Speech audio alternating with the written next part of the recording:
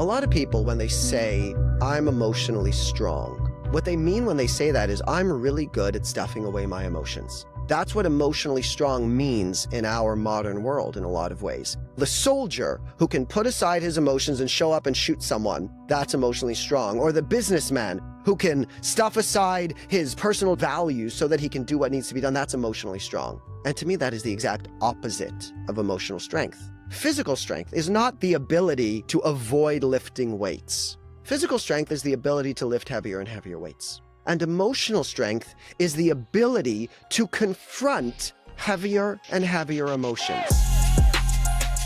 This is A Joyful Rebellion, the podcast that explores that moment you realize the life and success you worked so hard to create didn't come with all the fulfillment you thought it would. I'm your host, James Walters, and I want you to be the author of your own story. Each week, I connect with people who inspire bold answers to the question, what do I do now to create a life I love? If you're ready to start answering that question for yourself, you're in the right place. So let's start a joyful rebellion. I say it a lot, but we all have stuff. And I'm talking about emotional baggage, trauma, whatever you choose to call it, we all have at least a little. But what do you do when all of that emotional baggage starts to get in the way of the person you want to become? Benjy Sherer is an emotional wellness coach and author of Feelings First Shadow Work and 10 Mind Hacks for Quicker Emotional Healing. He teaches his clients how to master their emotions as quickly, easily, and painlessly as possible. His unique methods help people bypass their logical brains and connect directly to their emotions to release past trauma, limiting beliefs, and self-harming patterns without the need to focus on all of the past traumas that caused these issues in the first place. He's helped client after client overcome stress, anxiety, fear, guilt, shame, PTSD, depression, and find the real and lasting self-love and joy they've struggled so many years to attain. Today, I talk with Benjy about his framework of emotional fitness and how he equips his clients with the tools to move beyond their current limitations. Benjy Sherer, welcome to A Joyful Rebellion. How are you? I'm doing pretty well. Been looking forward to this. Good to chat with you. Thank you for having me. The thing I love about your story is you were in a spot, and that's what this podcast is all about. It's about when people are in a spot and they realize something needs to change. It's easy to know when things just aren't working. Often it was easy for people on the outside of us to see. Sometimes it's not so easy for us. When we do see that we need to change something, that's the start of just a whole series of events, of a lot of experiments, a lot of trial and error to actually do the work to get to where you think you want to be next. So what was that moment where you looked in the mirror and said, stuff's got to change. I've got to figure this out. Was it a moment? Was it years? Was it someone coming to you? What did it look like?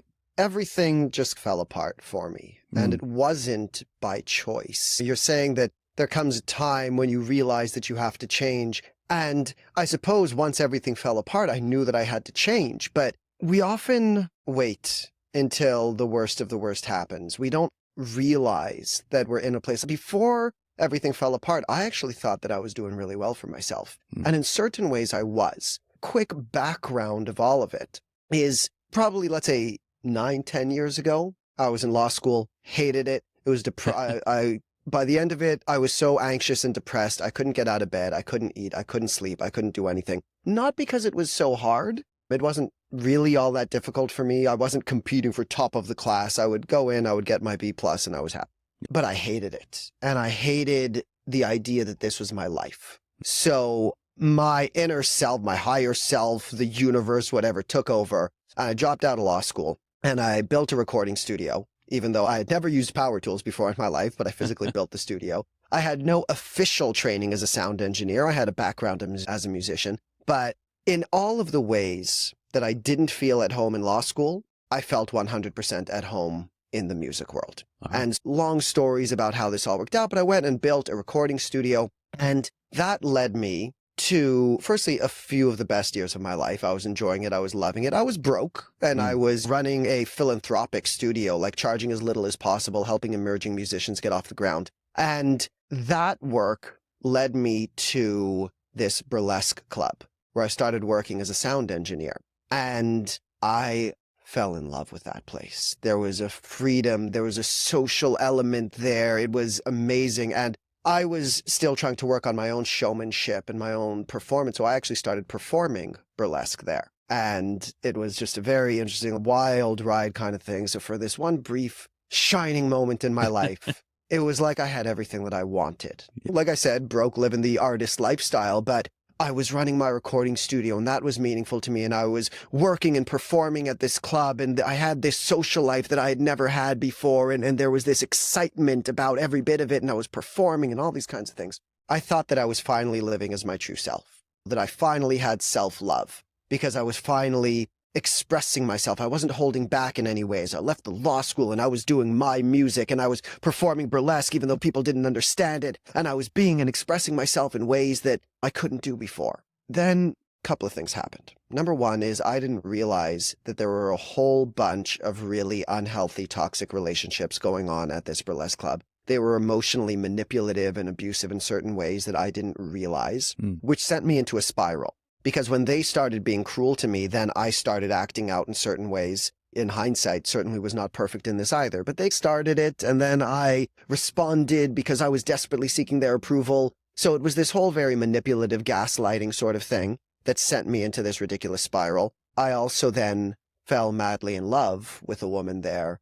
Ridiculous level love. I cannot stop thinking about you for a minute kind of love. Yeah. Like unhealthy, what the hell is wrong with you love? Yeah. And this was a person who wasn't open to love. Like she was honest with me about that. We were together-ish or hanging out together for about 3 months before we both had the conversation of, are we a thing? Are we not? And at the time I told her, look, I'm focused on my recording studio and on my life and on all of that. And she told me, look, I can't handle emotions. So we both agreed, all right, we're not a thing.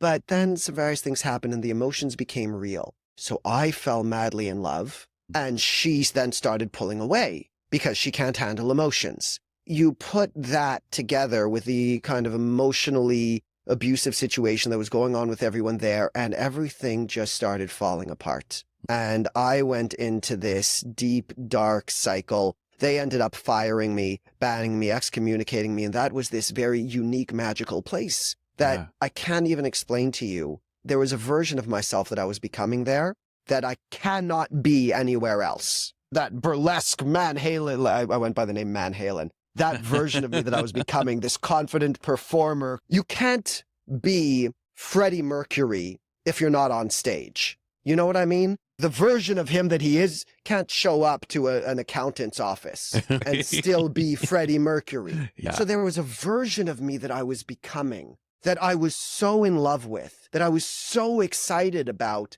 that got stripped away from me when all of that came crashing down. So now I had no direction. And I felt completely lost because, okay, law school didn't work out. And when I finally found a life for me that felt right, that didn't work out. So what's left for me? Yeah. Now I'm oversimplifying a bit because there were a lot of other things I tried in my life that hadn't worked out until that point. But it got to a point where it feels like nothing is going to work anymore. And I got into a deep, dark, suicidal depression that slowly led me in various weird ways to a kind of spiritual awakening. It led me to a lot of inner healing. It led me to finally discovering that I wasn't actually living from a place of self-love in ways that I thought that I was. And it led me to really discover myself and discover a core version of me that had been latent in there the whole time so that I could find my way to who I was really supposed to be in this life.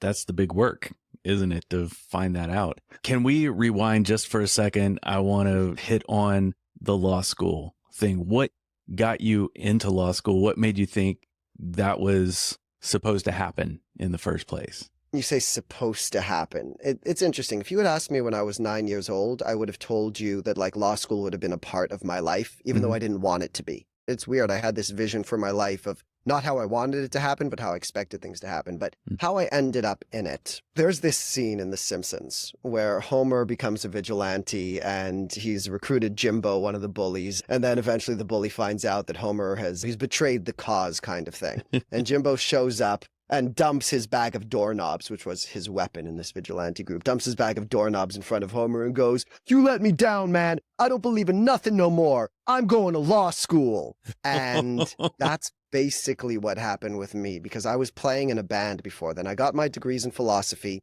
Then I was playing bass in this band that had a lot of potential. The guys that I was playing with were rock stars in the best and worst ways. When I left the band, because we weren't making the progress that I thought that we should, again, I felt lost. I felt hopeless. I felt like I had no direction and nothing left to really live for. And so what does a good Jewish boy with a background in philosophy do when he's given up on life? You go to law school. You go to law school. Because philosophy and law go hand in hand. There's a similar way of thinking. They do line up. And at least it's going to be a good job. You're going to have good pay. I had lost my passion. I had lost my hope. I had lost direction. And I spent 6 months to a year going through every option in the book. If you took out the big book of careers and you went through every single one, like I couldn't find anything that felt right. So I guess I'll go to law school. Guess you'll go to law school. You dodged that bullet while you were in it. How long were you in there before you realized, yeah, this sucks? 2.5 years. 2.5 years. Okay. That's 2.5 years. They weren't lost. And a lot of people would go through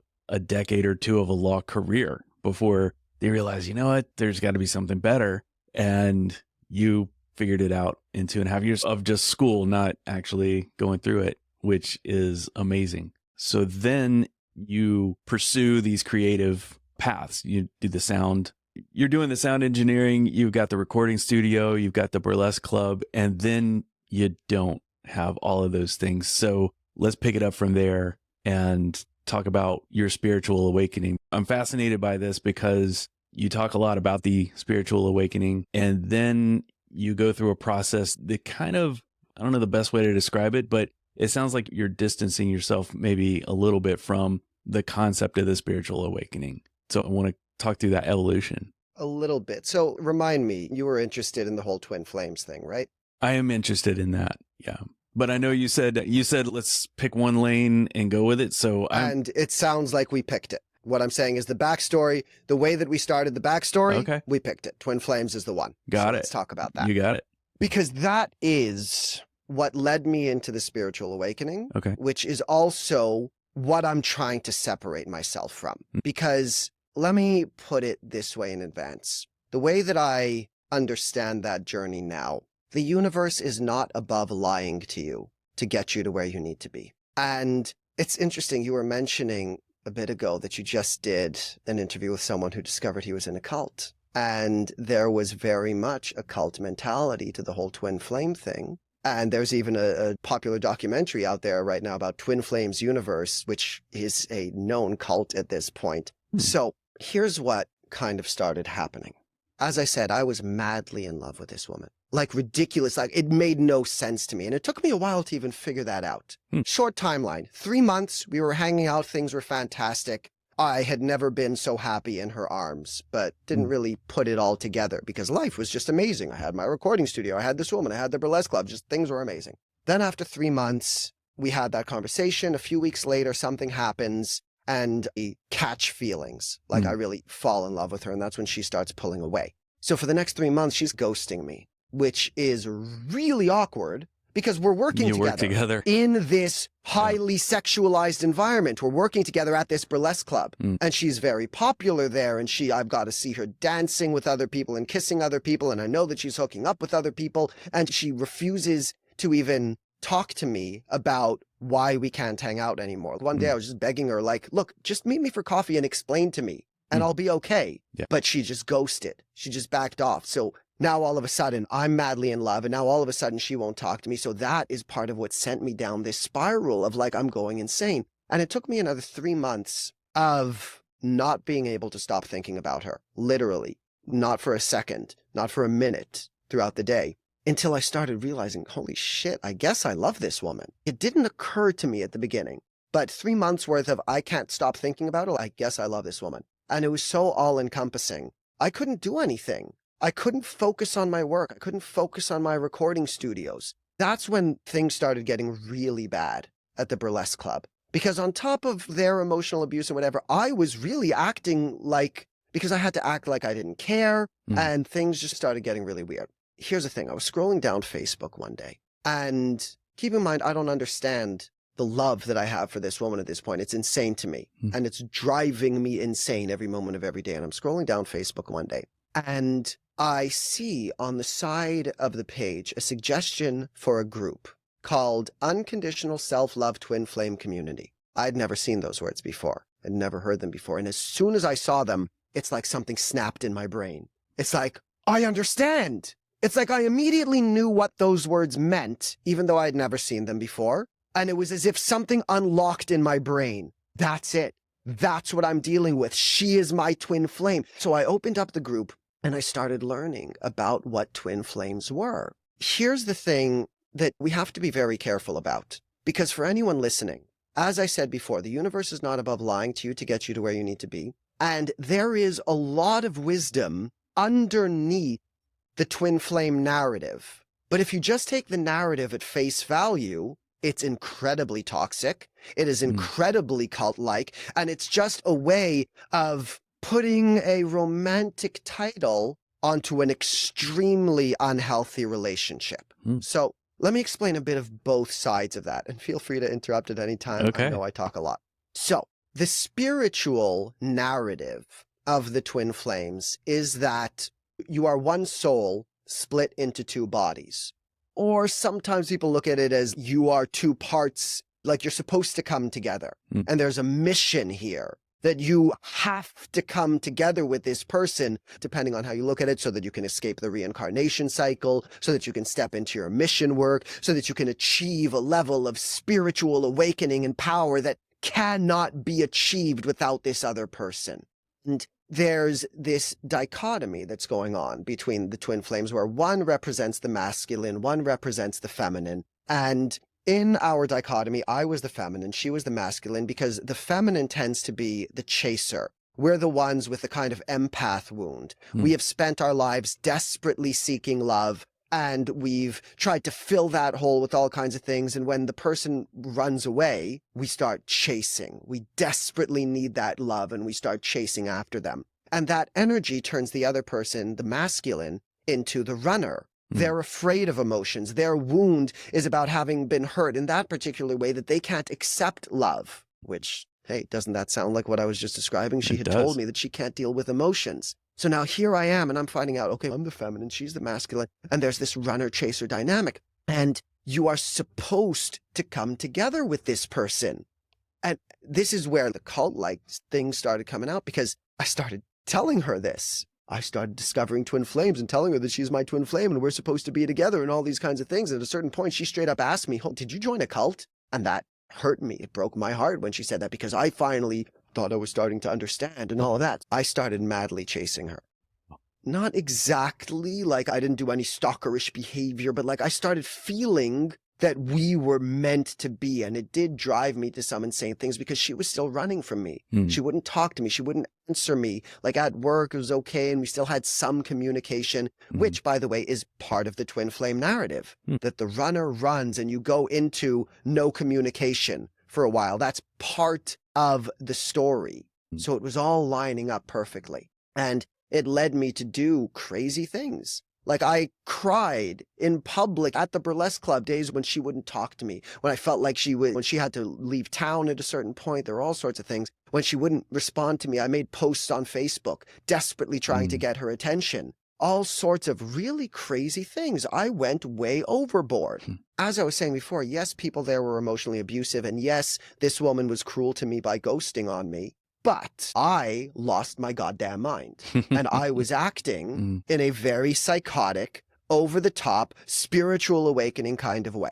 So that's part of the spiritual narrative of the twin flames, and why it is very toxic, and why I highly don't recommend people look into the twin flame journey. But here's the kind of other side of things. And it's still like there's a spiritual narrative, but here's what led me to my healing. Because the twin flame narrative teaches you that this person is a part of you. You two are connected. And there's two elements to how this led me to my healing. Number one is there's a kind of law of attraction manifesting element here, where law of attraction is founded on this paradox, where if you want to have something, the energy of wanting it is the exact energy of having it. So the more that you desperately desire something in that spiritual etheric way, the more that you're pushing it away. So one of the first things that I learned about the twin flame journey was because that's what it's telling you about your energies. Your chaser energy is turning them into the runner.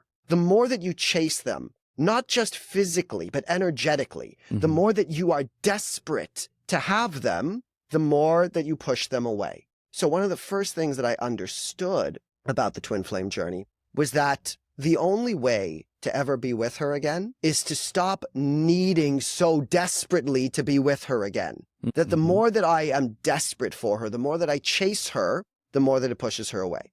By the time I am ready to be with her, it won't matter to me if I am or not. That's the emotional place that I need to get to. And the second part is that because you are one and the same, the twin flame narrative teaches that when one party starts doing the inner healing, the other party will heal as well. And she, in her life as a whole, was actually in a lot more pain than I was. She was suicidal. She was an alcoholic. Those are all that I'll say. It's not revealed too much. But she was in a lot more pain than I was. And I was madly in love with her. And now I'm getting this message that, wait a minute, if I work on my own trauma, then she will heal.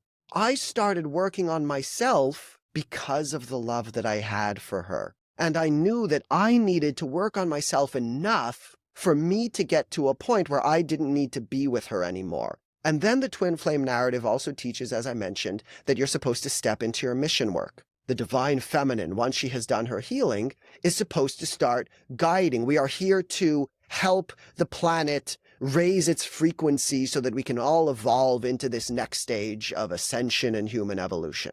So when I put those pieces of the puzzle together, it led me to doing my inner healing and to stepping into the work that I'm doing as a coach. And then what happened is once I started stepping into that work as a coach, the more that I continued to do this healing, the more that I was then able to separate myself from that mentality and finally realize, holy shit, I had lost my mind. It was a cult. It was insane, but the universe in my mind, in my spiritual awakening, which I still believe to this day, was using that as a way to get me to remember who I was. Because I can say for certain there was a part of me that always knew that this is what I was here to do. Not this exactly, but I knew that I was here to teach about life. And there was a part of me that had that affinity within myself, but I got off track with the law school, with the music, with the burlesque. And then there came a time that the universe was like, all right, enough. Now it's time for you to remember who you are. We're recruiting you into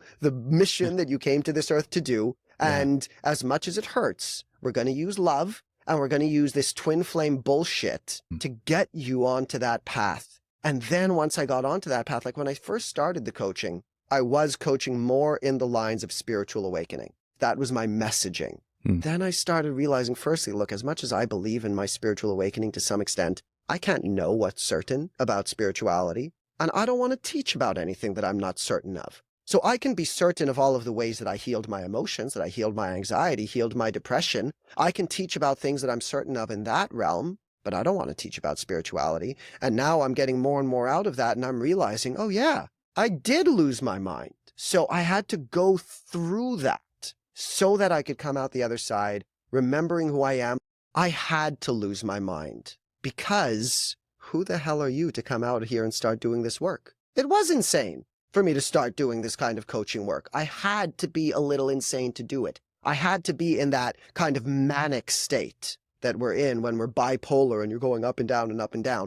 I got into that manic state so that I could find myself on the path that I needed to be on. And then it took me another couple of years to come out of that manic state and to settle into a more grounded version of what I was doing. Wow. Because you came full circle. You couldn't be who you are now without those trials. You went through the fire and the fire does its thing. It does what it does. It either burns up whatever's in there or it creates something completely new.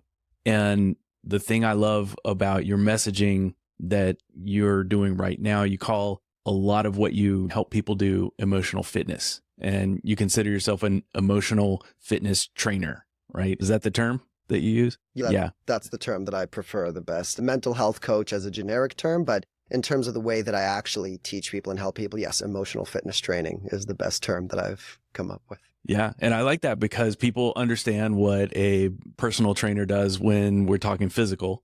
And when we're talking emotional, people might have some questions. I think people get it though, because emotions or understanding emotions is a little bit like a muscle. If you start repeating the healthy ways of dealing with emotions, which a lot of people don't even understand until later in life when they do maybe come across some therapy or they come across someone like yourself. Let's talk about therapy for a second, because I know you got some issues with traditional therapy or talk therapy. There are a lot of different kinds of therapy. Have you found with a lot of your clients who come to you and get results, who didn't get results from traditional methods of therapy? Let me state in advance again, as you said, therapy is a broad term. There are lots of different kinds of therapy out there, and there are good therapists as well as really bad ones. And I think that one of the biggest problems with therapists in that sense is that you can't learn emotional mastery out of a book. It's not an intellectual exercise.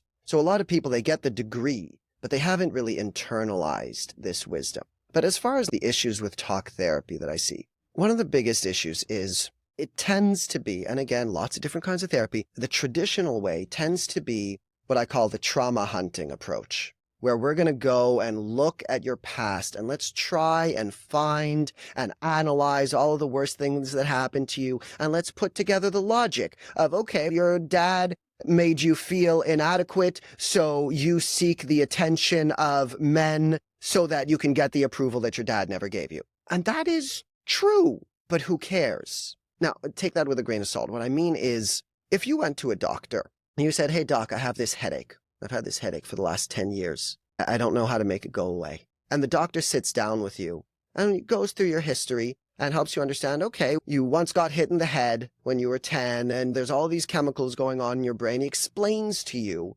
all of the reasons why you have a headache. Would you then go, oh, that's great. Thank you so much. The headache is gone. Bye-bye. Feel better. Or would you say, okay, that's great, but how do we get rid of it? Yeah. Now what? And what I've seen with my clients and with myself is that in traditional talk therapy, they hardly ever get to the now what. They spend years and decades going over and over and over and over all of the worst things that ever happened to them, which is firstly just paving the same pathways in your brain. You're reinforcing the victim mentality. You're reinforcing this justification of, it makes sense that I'm in pain. And it's not really getting you anywhere. And I cannot express to you how many people tell me that they have been through decades worth of therapy. And then I ask you, okay, what tools did you get of how to heal? And they say none. Maybe they got some tools of how to cope.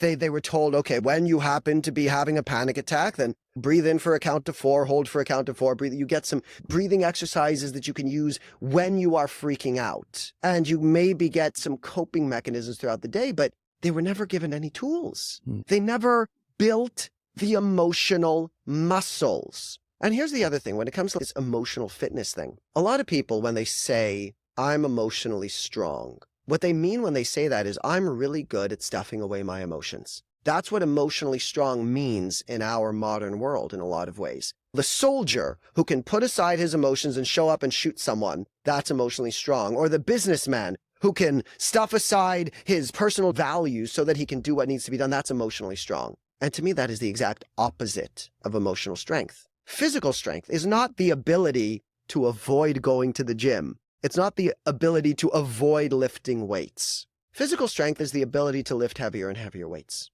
And emotional strength is the ability to confront heavier and heavier emotions. Because those emotions are natural and they need to be felt and they need to be processed. And the other problem with talk therapy, one of the other problems with talk therapy, is that when you're going on this trauma hunting approach, you haven't built the muscles yet. You can barely handle someone cutting you off in traffic without freaking out. You can barely handle standing in line at the grocery store without getting frustrated. You can barely handle someone disagreeing with you on Facebook without getting defensive. But hey, why don't we go and find the worst things that ever happened to you and try and pull out the emotions that are attached to those?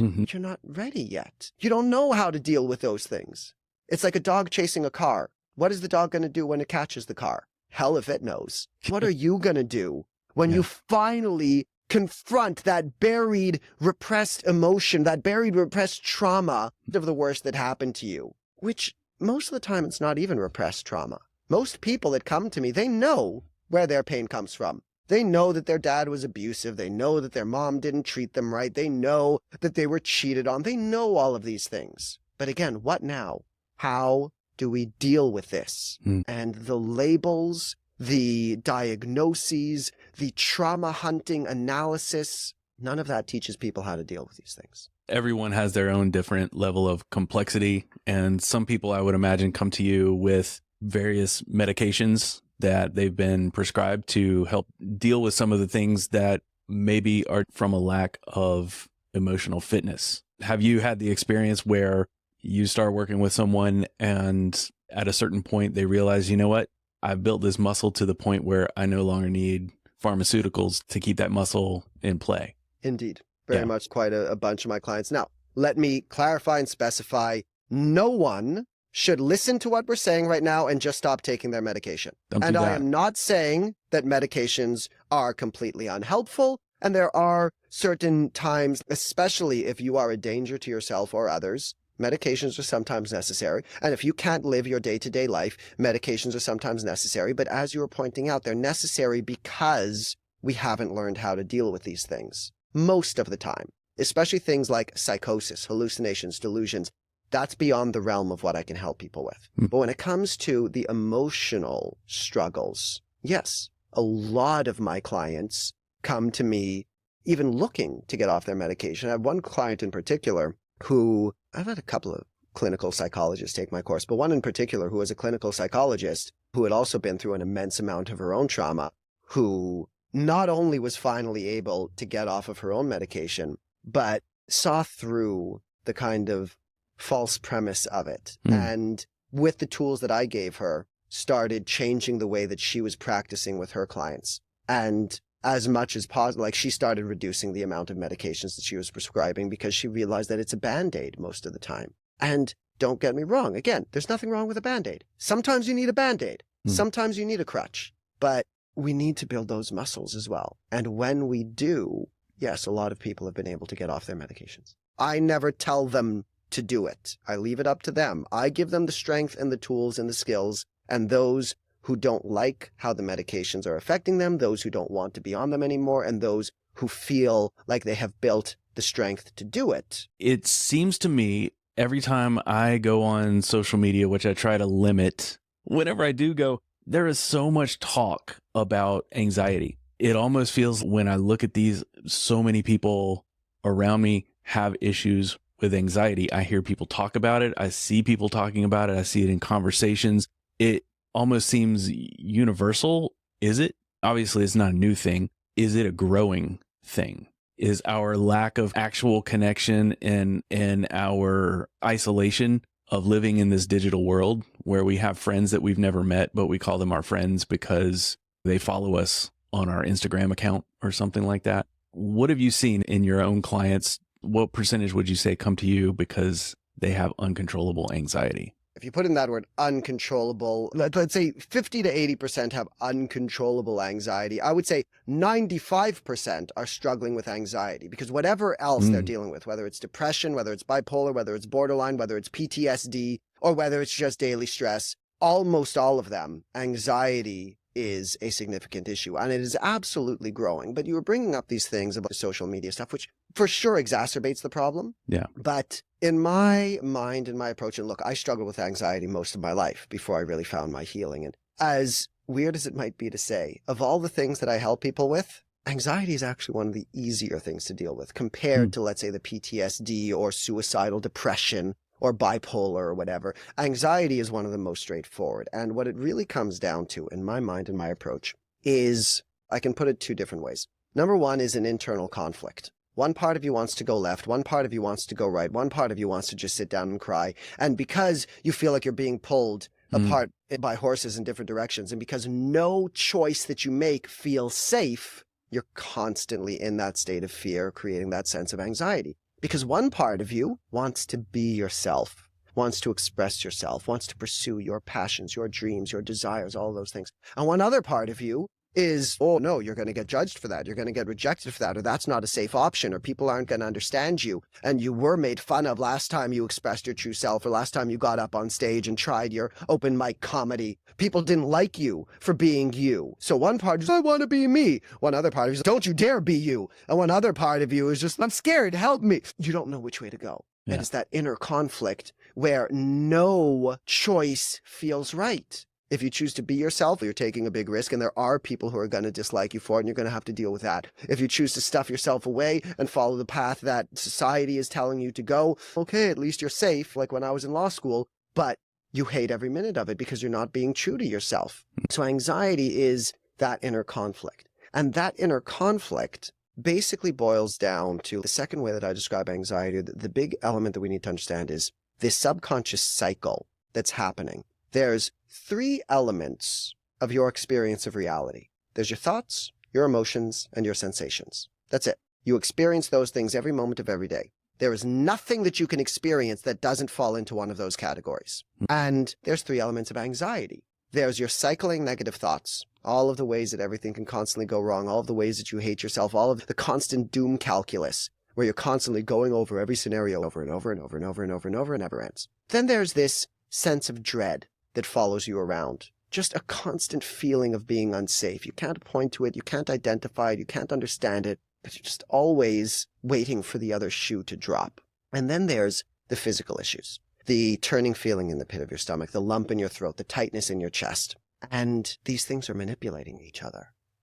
They are separate experiences, but they impact each other. You happen to wake up one morning with that turning feeling in the pit of your stomach. And that turning feeling in the pit of your stomach, that's just your body's way of trying to process emotional energy. It's turning some emotions into that sensation. It's turning potential energy into kinetic energy. It's processing something. It's not a threat, but it feels like a threat. It feels uncomfortable, and you don't like it, and you don't understand it. So that turning feeling in the pit of your stomach creates fear. It creates sadness. It creates anger because it's uncomfortable. And it creates thoughts because your mind desperately wants to understand where this is coming from. It doesn't like the idea that this is just pain. This is just uncomfortable. So it looks at every element of your life. It looks at your social life. It looks at your romance. It looks at your finances. It looks at your job. It looks at everything, and it's looking for a problem because it wants there to be a problem. Your mind says, here's this pain. This pain must be the symptom of a specific problem. So if I can find the problem, and if I can solve that problem,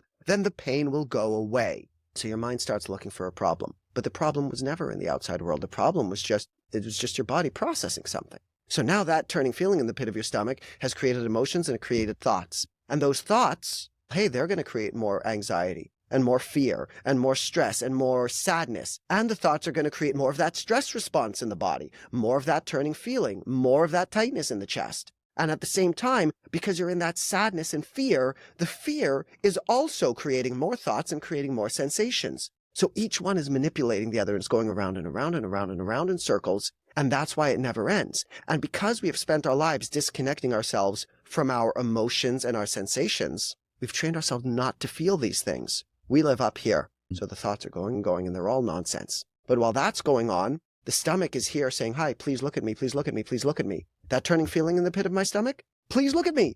This is the pain. This is the trauma. I don't care about the trauma that happened 30 years ago. This pain that you're experiencing right now, if you just shut up and let me purge this, then we could finally heal. But we don't want to do that because that feels like a threat. So the body is saying to you, please look at me, please look at me, please look at me. And we don't want to do that. And the heart, with this sadness, with this anger, with this fear, is yelling at you, please look at me, please look at me, please look at me. And we don't want to do that because the emotions have gotten us into trouble in the past. When we've expressed ourselves, we've gotten rejected. We've gotten punished.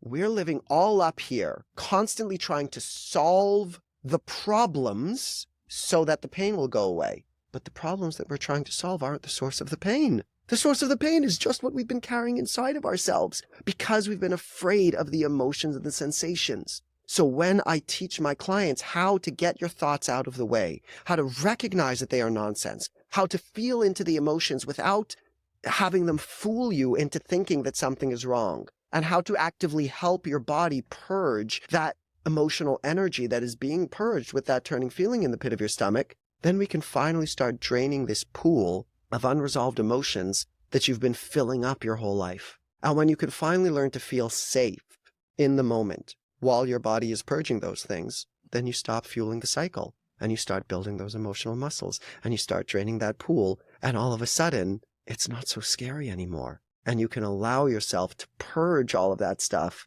without thinking that something terrible is about to happen to you. That sounds like a lot. You mentioned tools when you talked about therapy, and it sounds like the biggest starting point for you with someone who experiences something like you described with anxiety, with that cycle, is to equip them with tools going to help them, number one, feel safe enough to break the cycle. So where would you start with someone who comes to you and says, you know what, I have these racing thoughts, I can't sleep, all of the issues that I know a lot of people who are listening to this right now probably experience, if not on a daily basis, at least on a weekly basis, because life is really fast paced right now. And I'd love to hear your opinion on if you think humans are even wired for the world we live in right now, with all the technology, with the pace, with the everything we're expected to do, with people talking about multitasking. I can't multitask. I try, and it's comedy. It's just a huge failure every time. I've learned to not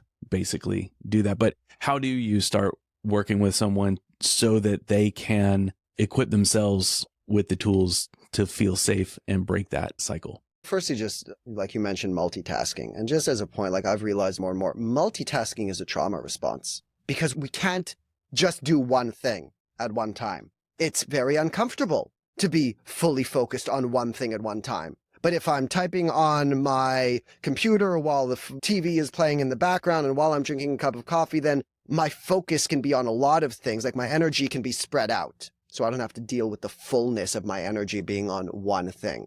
It is a massive skill to not have to multitask all the time.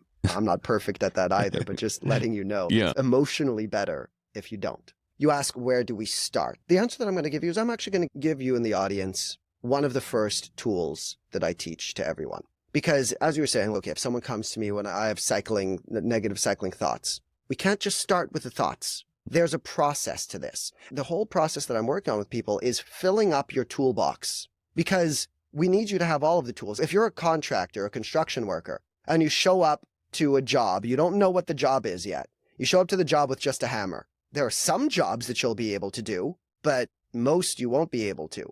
We need to give you the hammer and the saw and the drill and the nails. We need to fill that toolbox so that you can show up to any situation in your life knowing exactly how to handle it. The cycling negative thoughts, great, you know how to handle those. The turning feeling in the pit of your stomach, great, you know how to handle those. Someone cutting you off in traffic, great, you know how to handle that. So that we turn every moment of emotional distress into a moment of healing. Because every challenge that you face in your day-to-day life is an opportunity to purge whatever emotions are coming up inside of you. That's why the emotional fitness, I like to express it as an excavation process instead of drilling. Talk therapy is drilling. Let's drill down into your past. Let's find whatever is buried. Let's deal with it. Emotional fitness is so much simpler because every day you're going to get triggered. When you are getting triggered, that's buried emotions coming to the surface. Let's deal with them when they're at their surface. Don't stuff them away and then go and try and dig them up. Let's give you the tools so that when something happens, you know how to deal with it.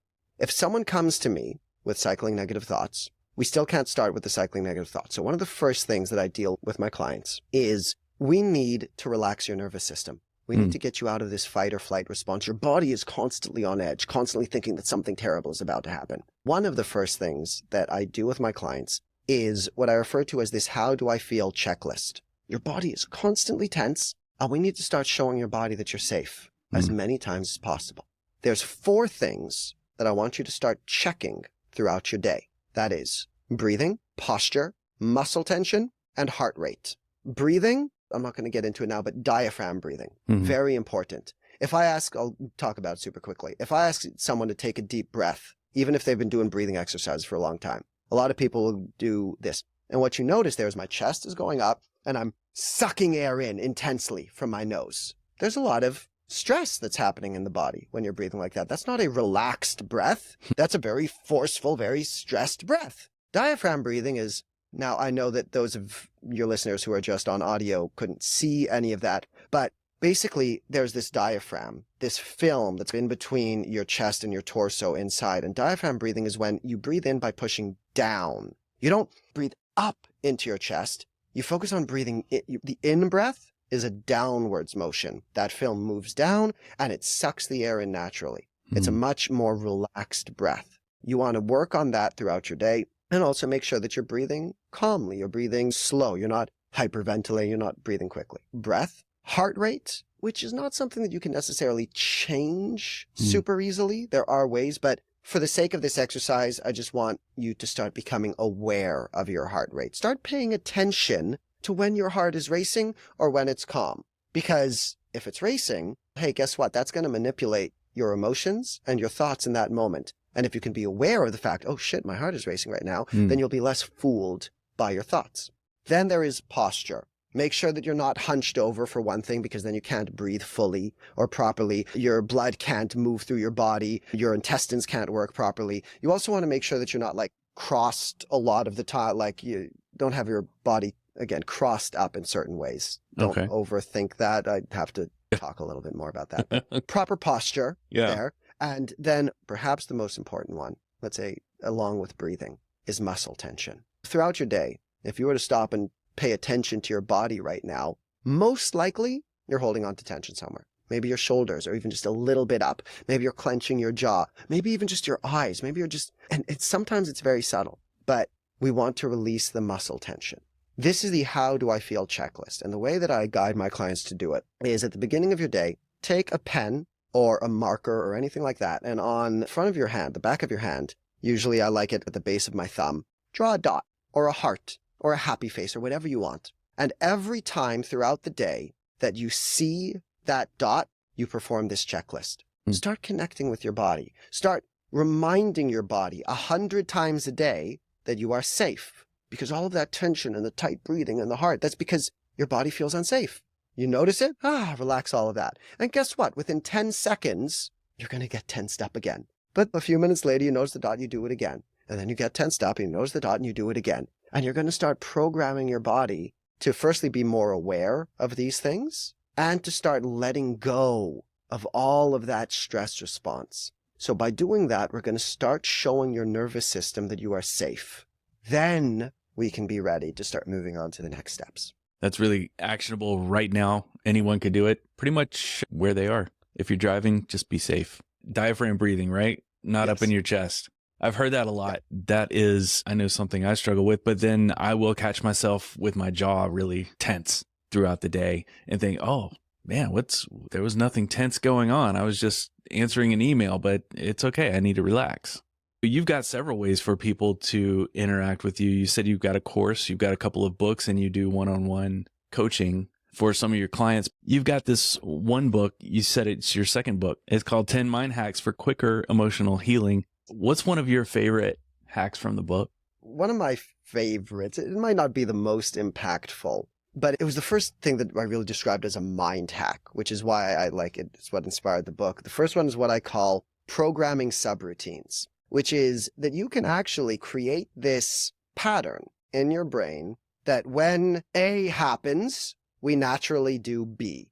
It started off for me with something like if I wanted to remind myself of, let's say, a mantra or an affirmation that I'm trying to repeat to myself throughout the day. Let's say that I'm trying to remind myself of a particular lesson. Then something that you can do is next time you're tying your shoe, you remind yourself, okay, every time I tie my shoe, I'm going to think this thought. I'm tying my shoe and I'm reminding myself, okay, tying my shoe equals mantra A. One of my mantras for a while was relax, keep moving, and learn to be quiet. Doesn't mean stop talking. It means know when to handle yourself. I would tie my shoe and be, okay, every time I tie my shoe, I will think this thought. Relax, keep moving, learn to be quiet. And you start doing that a couple of times, and then it just starts becoming natural. That every time you tie your shoe, that thought will pop into your head. And you can do the same thing with washing your hands or with brushing your teeth. And whatever it is, whether it's repeating a mantra, whatever it is that you're trying to remind yourself to do, or that you're trying to make sure that happens as often as possible, even the subroutine of like drawing the dot on your hand. Yeah. That's one of those. It's programming a subroutine.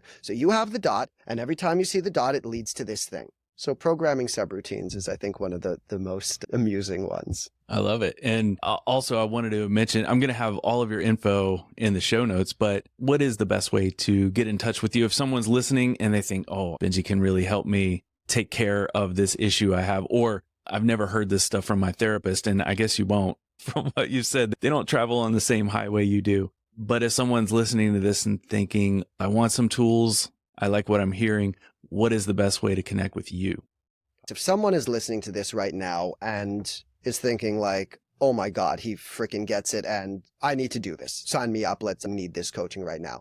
Then you can email me. If you're listening to this and you're just like, wow, this sounds really interesting and I really want to learn more, then you mentioned the book 10 Mind Hacks, but I would suggest that people start off, if you're just looking to learn more about the overall healing journey and my kind of feelings first approach, I have a book called Feelings First Shadow Work, A Simple Path to Self-Love and Emotional Mastery. I think that's a great place to start. I also have a free webinar that goes over the 5 main mental shifts that you need to make to break out of that kind of traditional therapy approach and into this more direct healing approach. You can find that at benjysherercoaching.com/replay. Okay. And other than that, I'm all over the place. For the last few months, I've been making a lot of short videos, TikTok, YouTube, Instagram, Facebook. I've got a public Facebook group and I've got my main page. If you just search me up anywhere, you'll find me. If you want to talk to me directly, you can email me. If you want to learn more,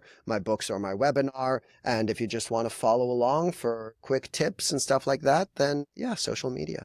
Thank you for that. And Benjy, thank you so much for sharing your experience and sharing your wisdom about emotional fitness with us today. I really appreciate you being here and taking the time to drop your knowledge on us. Not all of your knowledge. We'd be here a little while longer, wouldn't we? Yes, indeed. I really appreciate you, and I look forward to connecting again, hopefully really soon. It will be my pleasure. Thanks so much for joining me today. And if you have an extra minute, I have a favor to ask. Some of you listen to this show on Apple Podcasts, and a lot of you I talk to are on Spotify or Amazon. I'd love it if you would take just a second to leave a rating or a review. It lets the platforms know that listeners are getting value from the show and suggest it to others who are interested in similar content. And as always, if you have a topic you'd like me to cover, a guest suggestion, or just general feedback, I'd love to hear about that too. Connect with me on Facebook, Instagram, or at ajoyfulrebellion.com.